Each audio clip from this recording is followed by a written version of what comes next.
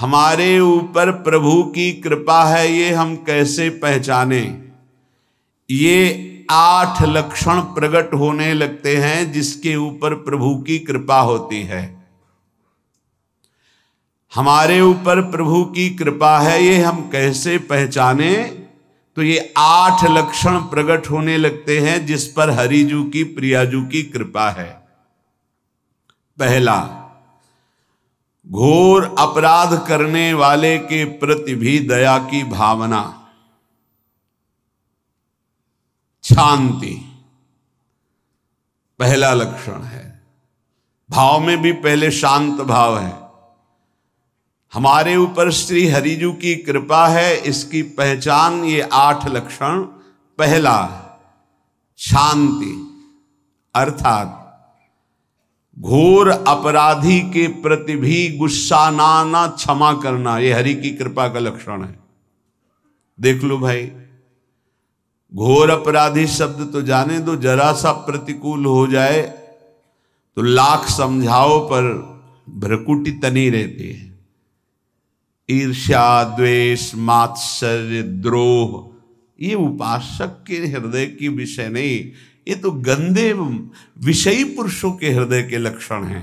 जहां ईर्ष्या है, मात्सर्य है, द्वेष है, द्रोह है, ये कुमति के लक्षण है, ये सुमति के लक्षण नहीं, ये हरि कृपा पात्र के लक्षण नहीं। आपसे जो अपराध कर रहा है, द्रोह कर रहा है, आपका क्षमा बल ये हरि प्रसाद से होता है। शांति, क्षमा बल, शांति, सह गया, क्या करूं, सहना ही पड़ेगा क्योंकि भगवत मार्ग में वो ऐसा नहीं होता। शांति, बुरा ही नहीं लगा, हरि कृपा पात्र को बुरा ही नहीं लगा। उमा संत के यही बड़ाई, मंद करत जो करे भलाई, ये सीधा शांति की व्याख्या है। अपने यहां मंगल गान में, करत जे अनुशहन निंदक तिनहु पे अनुग्रह कियो, ये है हरि कृपा, ये है आचार्य कृपा, गुरु कृपा। अपराधी पर भी क्षमा का भाव होना, भला ऐसा है, अपराधी पर भी क्षमा का भाव होना, ये हरि कृपा पात्र में ही होगा, अन्य में नहीं। तो अगर अपने हृदय में ऐसा लगे कि ऐसा नहीं है तो हरिजू से प्रार्थना करनी चाहिए कि कृपा करो, मेरे में सामर्थ्य आवे। दूसरा, अनुसूया, वो किसी भी के प्रति कभी भी कोई दोष दर्शन ही नहीं करेगा। दोष कथन, दोष श्रवण की तो बात जाने दो। अनुसूया, दूसरों के गुणों में दोष ढूंढना, ये नहीं होता। हरि कृपा पात्र में ये नहीं होता। ये सब भजन के नाश करने वाले, जैसे पहला अपराधी पर क्रोध कर देना, तो माया ने भेजा इसीलिए था कि तुम्हारे साथ व्यवहार ऐसा करे कि तुम क्रोध करो, क्रोध करोगे तुम्हारी ऊर्जा शक्ति नष्ट हो जाएगी, अध्यात्म में जो चलने की थी, और कहीं तुमने संकल्प कर लिया तो भजन शक्ति नष्ट हो जाएगी। तो अगर भजन बल है तो गया, जरूर उसको दंड मिलेगा, पक्का मिलेगा, 100% मिलेगा, लेकिन आप खाली हो गए। ना भजन करने की वृत्ति रहेगी और ना भजन रहेगा, दोनों बात। अनुसूया, किसी के सद्गुणों में दोष देखना, गुणों में दोष ढूंढना, ये हरि कृपा पात्र में नहीं होता। ये बहुत मंगलमयी बातें हैं जिससे हमारा भजन मार्ग पुष्ट होता है। तीसरा, वो बाहर से और भीतर से पवित्र रहता है, हरि कृपा पात्र। शौचाचार का ज्ञान होना चाहिए, वस्त्र आपके पवित्र होने चाहिए, ये बाहरी जल रज आदि के द्वारा बाहरी पवित्रता, और निष्कपटता, निश्चलता, सत्य भाव, ये अंदर की पवित्रता है। अगर कपट है, छल है, असत्य है तो हृदय मलिन रहता है। भीतर और बाहर से पवित्र रहना, इसमें खास बात क्या है भीतर और बाहर से पवित्र रहने में? भीतर और बाहर से सदैव पवित्र कौन रह सकता है? तो बोले जो पुंडरीकाक्ष भगवान श्री हरि का प्रियाजू का स्मरण करता रहता है वो शवायाभ्यंतर शुचि, वो बाह्य और अभ्यंतर दोनों से पावन रहता है। तीसरी जो कृपा का लक्षण है अर्थात वो सदैव भगवत चिंतन परायण, शौचाचार का पालन करने वाला, बाहर और भीतर से हरि कृपा पात्र पवित्र रहता है। लघु शंका में जल पात्र में रखा जाता है, जनेंद्रिय को पवित्र किया जाता है, फिर हाथ रज से धो के, फिर कुल्ला करके, आचमन करके, पैर धोकर, ऐसे पवित्र आचरण, ऐसे पशुवत व्यवहार ठीक नहीं। कुछ लोग ऐसी गलती करते हैं कि जिसमें शौच हुआ जाता है उसी में बैठकर लघु शंका करते हैं, तो सारे वस्त्र, पूरा शरीर अपवित्र हो गया आपका। अब तो अटैच बाथरूम की व्यवस्था माया ने कर दी है। हमें लगता है कि शौचालय अलग होना चाहिए और स्नान गृह अलग होना चाहिए, थोड़ा ही चाहे भेद हो, अंतराय होना चाहिए पवित्रता के लिए। अब ये शौचालय है, यही स्नान करना है, यही लघु शंका करनी है, तो पवित्रता का निर्वाह नहीं हो पाता। यदि जिस उस जगह आप शौच करते हैं, जो बैठकर उसी पे बैठ के लघु शंका करते हैं, तो आपको पूरा वस्त्र सहित स्नान करना चाहिए पवित्रता के, तभी बुद्धि भ्रष्ट हो जाती है। आपको मंत्र का निरंतर चलना ये कठिन पड़ जाएगा। पवित्रता का निर्वाह करो। देह राग मिटने के बाद एक स्थिति आती है, अवधूत स्थिति, उसमें फिर शरीर की पवित्रता का कोई संबंध नहीं रह जाता। पर अभी तो संबंध है ना देह भाव से, तो बहुत हो से लघु शंका ऐसे करें कि आपके पैरों में, वस्त्रों में छिट्टी ना पड़े, पवित्र रहें। हर समय हमें पवित्र मंत्र जपना है, नाम जपना है, श्री की सेवा में रहना है। बहुत जल्दीबाजी खड़े खड़े लघु शंका की, छिट्टियाँ पड़ रही, बस ऐसे चल दिए, वो पशुवत आचरण भगवत मार्ग में नहीं चल पाओगे। वो अंदर तुम्हारे व्याकुलता पैदा करता रहेगा, भोगों की, संसार की। शौचाचार का बहुत बड़ा फल है, शरीर राग छूट जाएगा। ये बात समझ लो, शरीर राग छूट जाएगा। शरीर संबंधी पवित्रता शरीर राग छोड़ा देती है, आंतरिक रहस्य है ये। चौथा, ऐसे कार्यों का अनुष्ठान न करें जिनमें हमारा भजन छूटता है, जिनमें सत्य छूटता है, जिनमें भगवत भाव छूटता है। जैसे आपके ऊपर कृपा हुई, आप भगवत मार्ग में चल रहे हैं, अब आप ऐसे संसारिक कार्यों का अनुष्ठान कर रहे हैं जिनमें आपकी चित्तवृत्ति बिल्कुल भगवत विमुख हो रही, तो जीवन का लाभ क्या होगा? लाभ तो है भगवत स्मरण सहित। इसी की मानो टीका है, छठदम शील बिरत बहु कर्मा, निरत निरंतर सज्जन धर्मा। शीलवान और ऐसे कर्मों से विरत जिनसे भगवत विस्मरण होता है, जो सज्जन पुरुषों के द्वारा धर्मानुष्ठान होते हुए उन्हीं का अनुष्ठान, ऐसे कर्मों में ना जाए जिससे भगवत विस्मरण होता है। जैसे कल एक ने प्रश्न किया कि मैं खाता तो नहीं हूं लेकिन मांस के दुकान में मांस बेचता हूं, होटल आदमी, क्या उचित है? ये उचित कैसे हो सकता है? तुम और भी तो व्यापार कर सकते हो। जरूरी है धर्म का पालन करने की इच्छा करते हो, धर्म आचरण करते हो, ऐसा नहीं। तो विरत बहुकर्मा, उन कर्मों से हमें विरत रहना है जो हमारे धर्म के विरुद्ध है, जो भजन के विरुद्ध है। हरि कृपा पात्र ऐसे कर्मों का अनुष्ठान कर ही नहीं सकता। और शारीरिक श्रम इतना जिससे हमारा भजन का तार ना टूटे। जब भजन का अभ्यास किया जाता है तो हर कार्य को सुचारू रूप से करते हुए एकाग्रता भजन में रखी जाती है। हम वो कार्य जल्दी से कर ही नहीं सकते जिसमें भजन छूट जाए और कार्य पूरा हो। नहीं, हम कार्य करेंगे, हमें छोड़ दीजिए, हम अपने चिंतन से युक्त होते बिल्कुल कार्य करेंगे। जैसे कई साधक हैं, उपासक हैं, बड़े अच्छे उपासक हैं, उनको आप कार्य दीजिए कि आप पानी गर्म कर दीजिए, पात्र बहुत सुंदर साफ होगा, पानी बहुत गर्म, लेकिन आप कह दीजिए कि 5 मिनट में गर्म करके ले, तो उनसे असंभव नहीं होगा। छोड़ दीजिए उनको आप। वो मतलब ऐसा कार्य करेंगे प्रशंसनीय, पर वो समय से, उनका एक सिद्धांत है, बहुत अच्छा लगता है। और अपने को पता है कि इससे जल्दीबाजी नहीं होनी, पात्र मार्जन करना है, छोड़ दीजिए आप उसको, टोकिएगा नहीं, आप जल्दी मांझ के, उससे नहीं होने वाला। वो तनिक भी दोष नहीं रहने देगा पात्रों में, पर समय दीजिए, आराम आराम शिव कर। हमें अच्छा लगता है, भगवत चिंतन परायण उपासक की यही वृत्ति होती है। पोछा लगाना है, बिल्कुल बढ़िया लगेगा, लेकिन आपको सर से घुमा दे वो ऐसा नहीं होगा। आप छोड़िए और जाइए, हटिए, और वो अपने ढंग से लगाएगा और एकदम क्लीन करके। यही उपासक का लक्षण होता है। जो कार्य करेगा सांगोपांग करेगा, पर वो बहुत मस्ती से होगा, क्योंकि उसका भगवत चिंतन चल रहा है।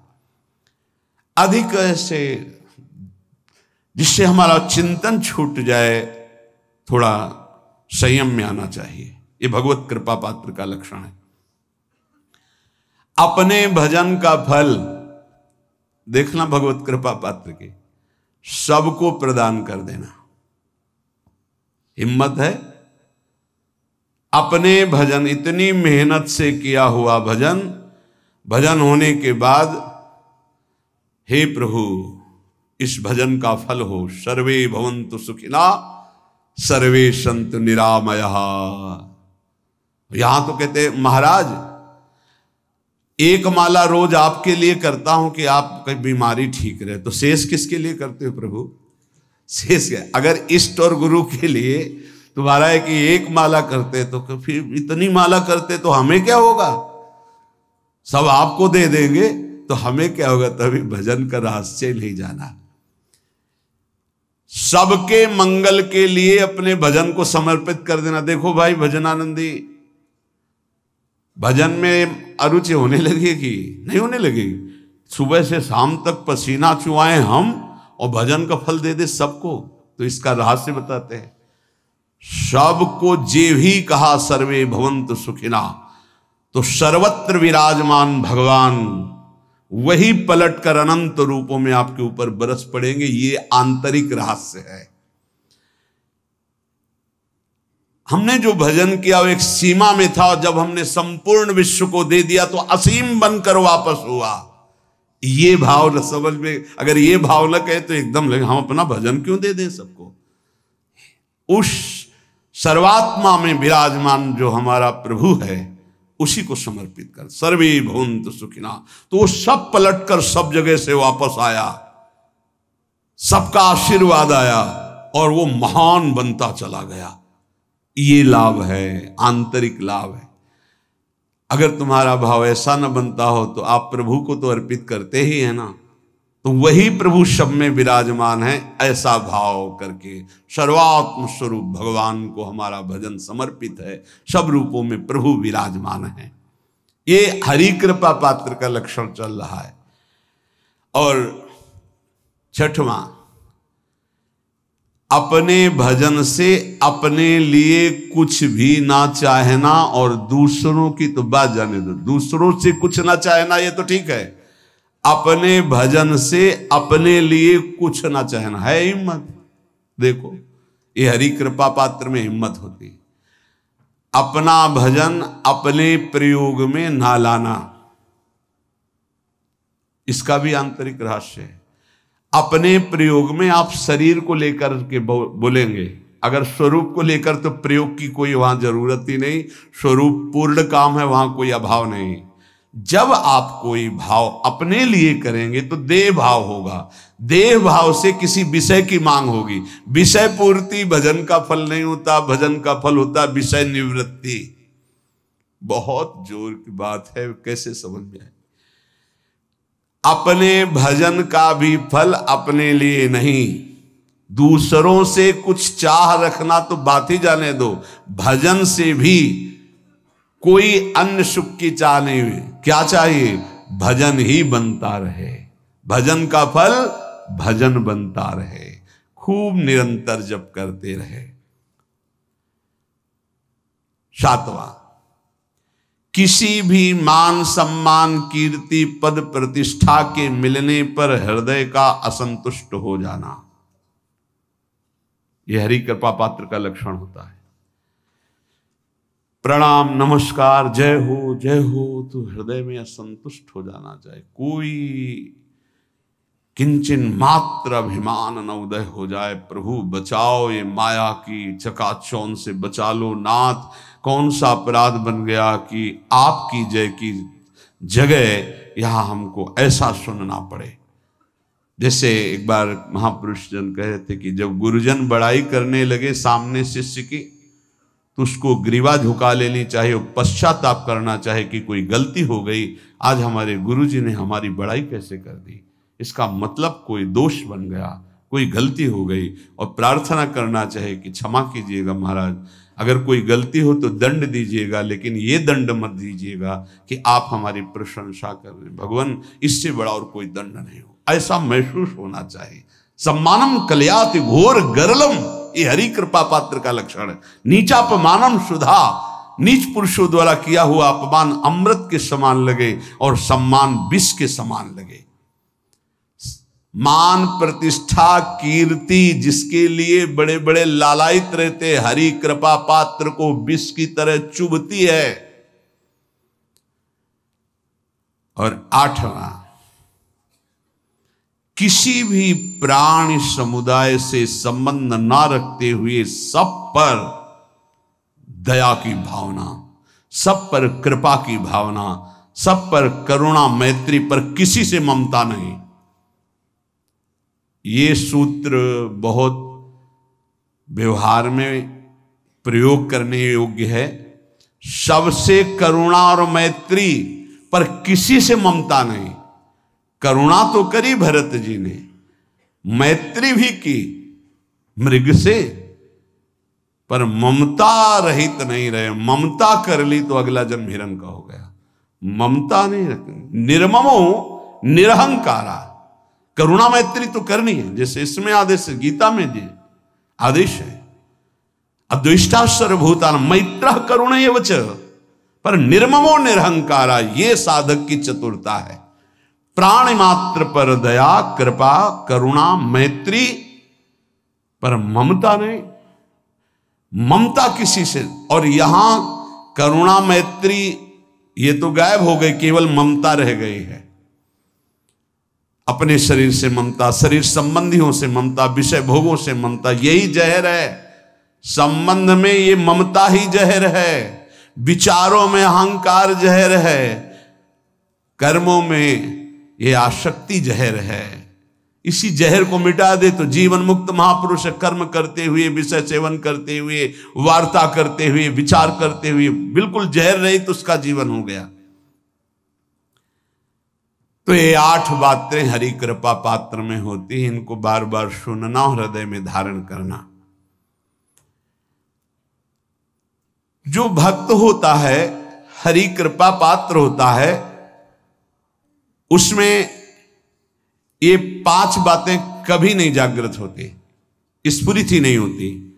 पहला, किसी से ईर्ष्या, दूसरा किसी से घृणा, तीसरा किसी से भयभीत हो जाना, चौथा भजन सेवन नृत्य गायन आदि में लज्जा लगना, 5वां किसी की निंदा करना, ये नहीं होती। अब जो आगे वर्णन कर रहे हैं उसमें महापुरुषों की पहचान है। सिद्ध महापुरुष 3 प्रकार के होते हैं। एक होते हैं आचार्य कोटि के, सात्विक विचार वाले। एक होते हैं भ्रष्ट आचरण वाले, एक होते पिशाचाचरण वाले, और तीनों सिद्ध हैं। बहुत बड़े महापुरुष पूज्यपाद उड़िया बाबा जी हैं, वही रहस्य का प्रकाश कर सकते थे, अन्यथा बिना ब्रह्मबोध महापुरुष के ऐसा नहीं। तीनों सिद्ध हैं, तीनों भगवत प्राप्त है। सात्विक आचार वाले, जो आचार्य कोटि के होते हैं, एक एक अक्षर शास्त्र मर्यादा के अनुसार चलने वाले, जैसा शास्त्र कहता वैसा उनके आचरण में दिखाई देगा, और वो उससे सिद्ध भगवत प्राप्त महापुरुष हैं, पर उनके आचरण तस्मात् शास्त्रम प्रमाणम थे। दूसरे भ्रष्टाचार, ऐसों को पहचान पाना बहुत कठिन होगा। भेष मलिन, आचरण मलिन। जैसे आप में कोई पुराना हो तो शायद जान पाएगा, भगवान दास नाम के एक संत इसी चौराहे पे रहते थे।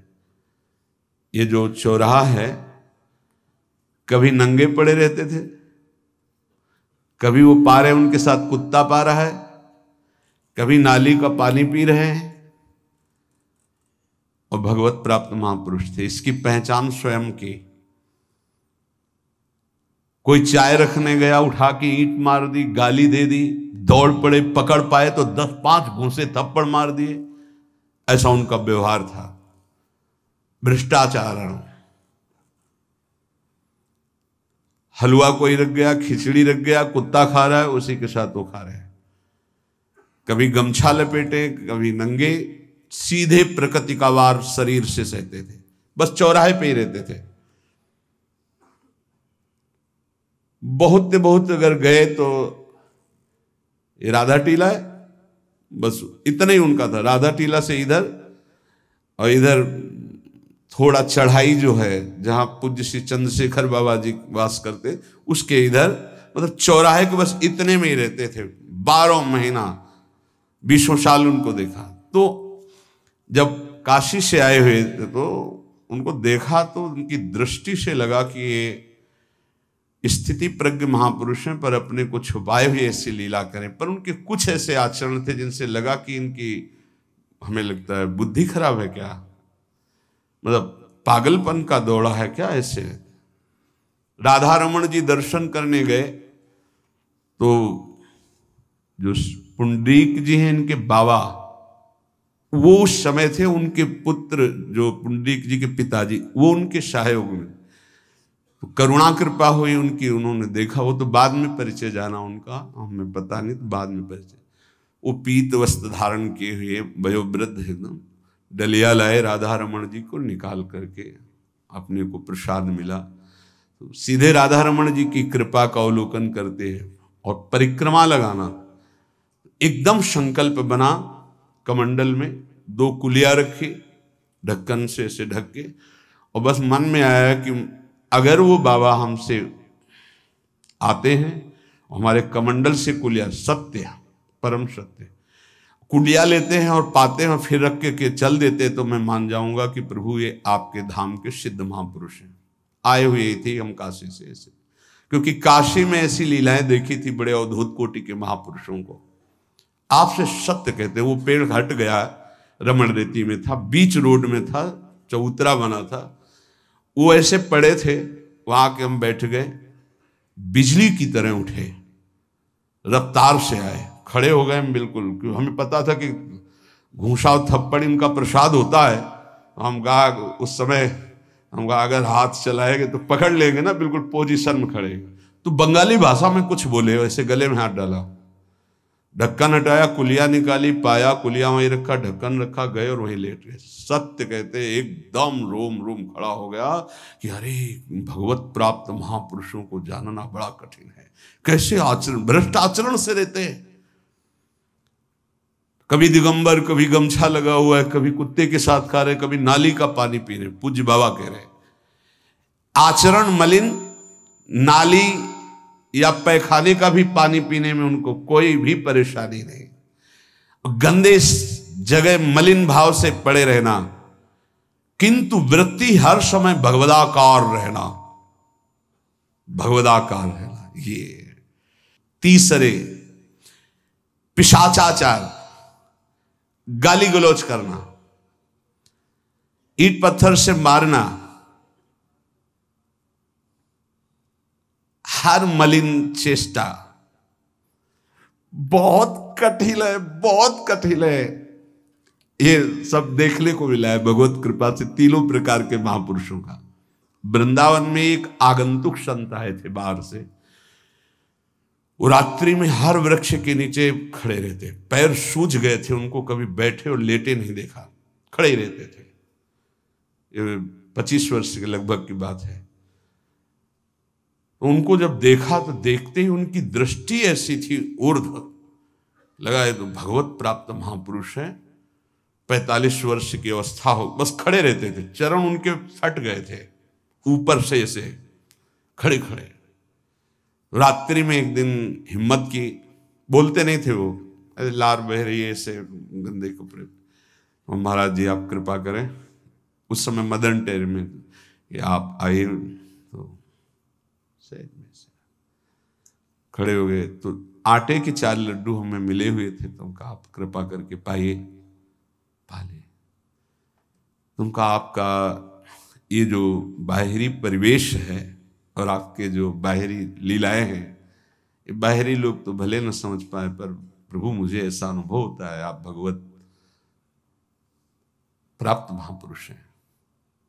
रो पड़े हो, कभी हमने उनको ऐसा नहीं देखा, रो पड़े। और उनका ये हमारे गुरुदेव की कृपा है। उनका कब से वृंदावन आ पाए? बोले कुछ दिन हुए। बोले वृंदावन की रज का प्रभाव कितना दिव्य है कि अब जाने का मन नहीं होता है। पर आप अब दोबारा हमसे मिलने की चेष्टा मत कीजिएगा, कभी दूर से देख लीजिएगा, पर आप कभी मिलिएगा नहीं। आप भक्त हैं इसलिए आपसे संभाषण कर लिया। ये तो आपने सुना सुबह की लीला, ईंट चल रही थी उनपे, वो दिगंबर खड़े थे, ईंट मार रहे थे लोग, परिक्रमा वाले लोग उनको ईंट मार रहे थे, कई जगह उनके ईंट लगी। उनको लग रहा था ये पागल है, नहीं पहचाना जा सकता। 3 प्रकार के महापुरुष होते। एक होते सात्विक आचार वाले, बहुत जो शास्त्रीय आज्ञा वैसे ही अक्षरशः आपको दिखाई देंगे, आचार्य कोटि के, पवित्र शरीर, पवित्र वस्त्र, पवित्र आचरण, एकदम आचार्य कोटि। दूसरे एकदम भ्रष्ट आचरण, समझ ही नहीं सकते आप। तीसरे पिशाच की तरह, समझ ही नहीं सकते उनको। अब लाभ होता है केवल पहले वाले से, सात्विक तस्मात् शास्त्रम प्रमाणम थे, इससे जनता का लाभ होता है। इन 2 से विशेष हानि हो जाती है, क्योंकि इनके आचरण ऐसे होते हैं, साधु अवज्ञा तुरंत बहुत जल्दी विनाश होता है ऐसे महापुरुषों के अपमान से। सात्विक महापुरुषों के नहीं, अगर उनसे अपमान भी हो जाएगा तो क्षमा करेंगे वो सब। इनको न क्षमा से मतलब है न पिटाई से मतलब है, इनकी दैवी शक्ति तुम्हारा नाश कर देगी। ऐसे से बहुत, क्योंकि इनको समझ में नहीं आएगा ना। काशी में भी देखा है, कुल्हड़ चल रहे हैं सब और ब्रह्माकार वृत्ति, लोग समझ नहीं पा रहे हैं, चाहे कि कुल्हड़ जमाए मार रहे हैं उनके ऊपर। ऐसे किया, बिल्कुल जो चर्म है प्रकृति को सहते सहते भैंसे का जैसे हो गया मोटा एकदम, और उनके ऊपर मार पड़ रही है, वो मुस्कुरा रहे हैं, चल रहे हैं। उनका गजब हो गया, ब्रह्माकार स्थिति महापुरुष के सामने। ऐसे कोई समझ ही नहीं पाता। तो कह रहे हैं ऐसे भक्तों से प्रायः सबकी हानि हो जाती है, क्योंकि समझ पाते नहीं कि स्थिति क्या है, और जब उनका अपमान करते हैं, उनको मारते हैं, पीटते हैं, उनका सर्वनाश हो जाता है। वो करते नहीं है, उनका प्रभाव कर देता है, पर सात्विक महापुरुषों से किसी का मंगल नहीं होता। इसलिए समाज का परम मंगल शास्त्र के द्वारा आचरण किए हुए जो सिद्ध महापुरुष हैं उनसे होता है। ये 2 प्रकार के महापुरुष जो होते हैं, कई तरह से हानि हो जाती है। आप समझ ही नहीं पाएंगे, आप अपमान कर देंगे, अनिष्ट हो जाएगा आपका, क्योंकि यहां ना क्षमा है न दंड है। दैवी शक्तियां उनकी सुरक्षा में लगी हुई, वो सर्वनाश कर देंगी। इसलिए बाबा परिचय बता रहे कि अगर तो इनको पागल न समझा जाए। ये प्रायः जैसे एक बार बताया था कि हरगोविंद जी के पांडाल में रास हो रहा था, एक दिगंबर महापुरुष आए और वो ऐसे खड़े थे पीछे से, चूंकि आरती करने के बाद पीछे राधा वल्लभ जी की गए तो पीछे ही खड़े होना था, तो बिल्कुल पास बूट पहने हुए मारा लात पीछे से, वो मुभरा गिर गए।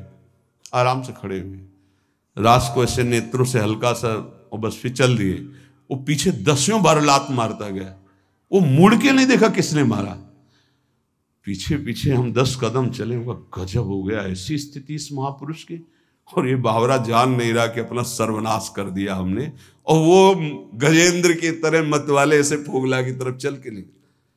कैसे समझोगे महापुरुषों को? बाहरी व्यवहार। अभी 10-12 वर्ष की बात है, यमुना के पार ऐसे खो करके रहते थे, दिगंबर एक महात्मा। अब है कि नहीं मुझे पता नहीं, पहले यमुना किनारे जाते थे बैठने, तो बस वो चीखते थे, राजकुमारी राजकुमार, राजकुमारी राजकुमार, यमुना पार से राजकुमारी राजकुमार। और ऐसे घास नोच नोच के जैसे गाय खाती है ऐसे खाते थे घास, और चिल्लाते क्या थे, राजकुमारी राजकुमार। किसको? प्रिया प्रीतम। राजधानी है ना, तो ऐसे वृंदावन की तरफ खड़े होते ऐसे कहते, राजकुमारी राजकुमार। कैसे कोई महापुरुषों को जाने। भगवान कृपा करें कि किसी भी महापुरुष का कभी कोई अनिष्ट हमारे द्वारा ना हो, कहीं कोई अमंगल बर्ताव ना हो जाए, इसलिए परिचय बताया। कि आप सोच सकते हैं कि ऐसे भला महापुरुष हो सकते हैं? हाँ, पक्का 3 प्रकार के महापुरुषों के दर्शन हुए।